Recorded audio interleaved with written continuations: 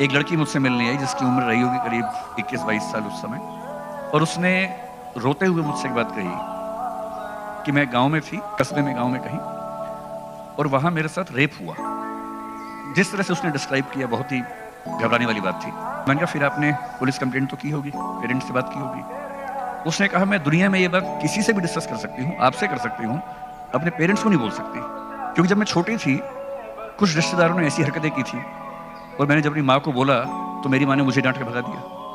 और उस लड़की के मन में एक ही सपना था, बोले मुझे नौकरी नहीं चाहिए, मैं जिंदगी जी लूंगी, मेरा मन करता है कि मैं पुलिस बनूं और कम से कम अपने इलाके में किसी और बच्ची के साथ ये ना होने दूं। और मेरी जिंदगी का सबसे सेटिस्फाइंग समय वो था जब 3-4 साल की मेहनत के बाद वो लड़की आईपीएस बनी। अभी वो आईपीएस है। मुझे चिंता इस बात से होती है, अगर कोई अपने पेरेंट्स से ये बात भी नहीं कर पा रहा कि मेरे साथ ऐसा हुआ, तो सीखने की जरूरत इस बच्चे को या पेरेंट्स को। किसी को कहते हैं जिनको लगता है कि उनकी बहू खराब है, अगर दहेज का पैसा लौटा दीजिए, देखिए वो आपको कैसे रखेगी। 10 बात भी बोलिएगा ना सास को तो बिना मतलब का भी डांटिएगा तो समझेगी नहीं। इतनी बड़ी बुराइयों के बीच में ये वही फैमिली है जिसने हमको बिना दहेज के यहाँ लाया है। तो इनको भी कहते हैं कि दोनों ओर से तालियां बजती हैं, कुछ आप सुधरिए, कुछ हम सुधरते हैं, दोनों को लास्ट में देखेंगे तो देश सुधरेगा।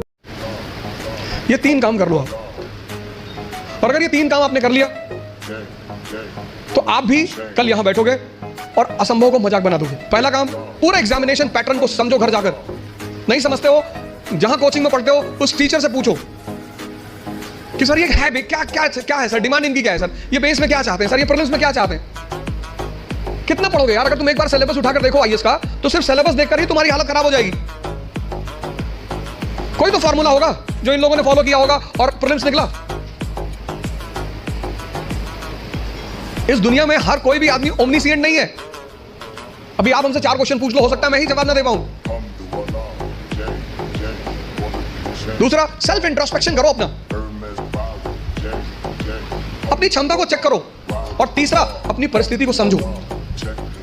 इन सबके साथ ये 3 बातें क्लियर हुई ना। कुत्ता अगर रोटी चुरा के कहीं से भागेगा ना, आप ध्यान दीजिए, गौर करिए, कहीं से चुरा के भागे तो वो 3 गली दूर जाएगा। चोरी से खाएगा कोई देख तो नहीं ना, चुरा के लाएगा। और अगर मालिक उसको अगर परोसता है, ध्यान से देखना, वो पहले पूंछ उठाएगा, 2 हाथ ऊपर के करेगा, थैंक्स बोलेगा, शुक्रिया अदा करेगा, और जहां परोसी होगी वहीं बैठ के खाएगा। कुत्ते को भी पता है ये ईमानदारी की रोटी है, और उस कुत्ते को पता है कि साला बेईमानी की रोटी है, वो 3 गली दूर जाके खाता है। जिंदगी इतनी मुश्किल है नहीं जितनी हम बना देते हैं। मैं बच्चों से पहले दिन बोलता हूँ 8 घंटे पढ़ो, 8 घंटे सो, 8 घंटे मौज मस्ती करो तो आईएएस बन जाओगे, इससे ज्यादा मत पढ़ो। दूसरा, केवल किताबें मत पढ़ो, जिंदगी को भी पढ़ो, दोस्तों को भी पढ़ो, आसपास के समाज को भी पढ़ो। सप्ताह में 1 फिल्म जरूर देखो, दिन में 1 घंटा अपने दोस्तों से गप्पे जरूर मारो। किसी अच्छे टॉपिक पे हो तो बढ़िया, वरना बिचिंग करो, कुछ भी करो, पर बातचीत करो, ताकि बात करने का शऊर भी सीखो, सोशल स्किल्स भी सीखो।